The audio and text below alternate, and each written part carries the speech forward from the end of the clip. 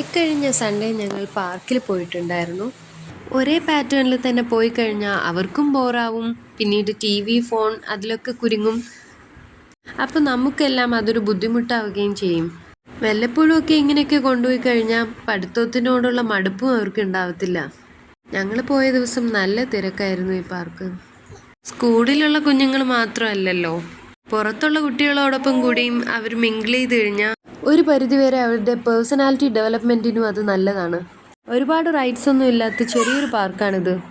UKG first standard ഇവരുടെയൊക്കെ സ്കൂളിൽ പഠിക്കുന്ന EVSനകത്തോ മറ്റോ പഠിക്കാനുണ്ടാവും ഇവർക്ക്. കുറച്ച് റൈഡ്സിൻ്റെയൊക്കെ പേര്: swing, slide, merry-go round, seesaw, അങ്ങനെയൊക്കെയുള്ള കുറച്ച് റൈഡ്സ് തന്നെയാണ് ഇവിടെ ഉള്ളത്. പിന്നെ ഒരു ട്രെയിൻ ഉണ്ട്. സീറ്റ്സൊക്കെ കംപ്ലീറ്റ് ആയി കഴിഞ്ഞാൽ മാത്രമേ അവിടുത്തെ മാമൻ അത് സ്റ്റാർട്ട് ചെയ്യത്തുള്ളൂ. അതിൻ്റെ സെൻറ്ററിലായിട്ട് വലിയൊരു താമരയും ഒരു ഫൗണ്ടനും ഒക്കെ സെറ്റ് ചെയ്തിട്ടുണ്ട്. ഒരു കൊല്ലത്തിന് ശേഷമാണ് പിള്ളേർ പാർക്കിൽ പോയത്.